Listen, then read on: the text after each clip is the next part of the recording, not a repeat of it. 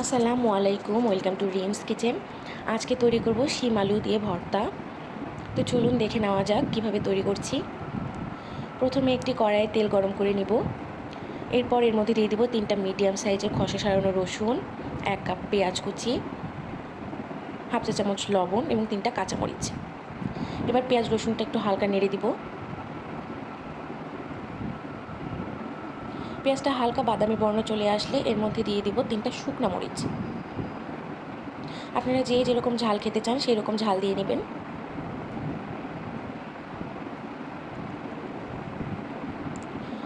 রসুনটা সিদ্ধ হয়ে গেলে এবং শুকনো মরিচটা একদম ফুলে উঠলে আমরা পেঁয়াজ রসুনের মিশ্রণটা নামিয়ে নিচ্ছি।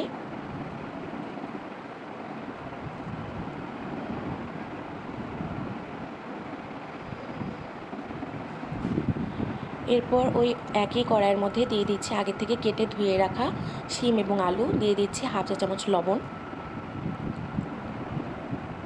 আমরা বাসায় যেভাবে শিম আলু ভাজি করি ঠিক সেইভাবেই শিম আলুগুলোকে আমরা এখানে ভাজির মতন করে নেব। কিছুক্ষণ পর ঢাকনা উঠিয়ে আমি চেক করছি যে শিম আলুগুলো সিদ্ধ হয়েছে কিনা। শিমগুলো এখনও একটু শক্ত আছে এবং পানি শুকিয়ে গিয়েছে, তাই আমি এখানে 1/4 কাপ পরিমাণ পানি দিয়ে দিলাম এবং আবার ঢেকে দিচ্ছি।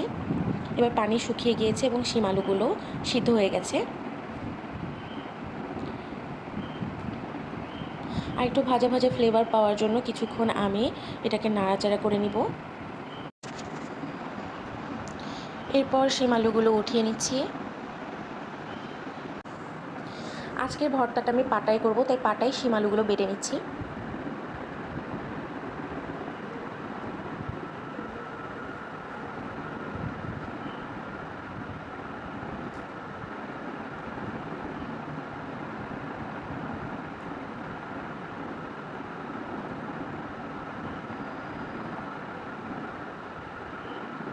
শিম সম্পূর্ণ মিহি করে বাটা হয়ে গেলে এর মধ্যে দিয়ে দিচ্ছি পেঁয়াজ এবং কাঁচামরিচ এবং রসুনটা। এটাও খুব ভালোভাবে মিহি করে বেটে নিব।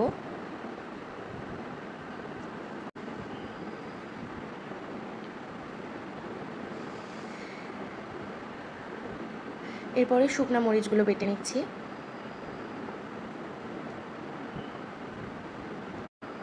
এবার সব উপকরণগুলো একসাথে করে মাখিয়ে নিচ্ছি।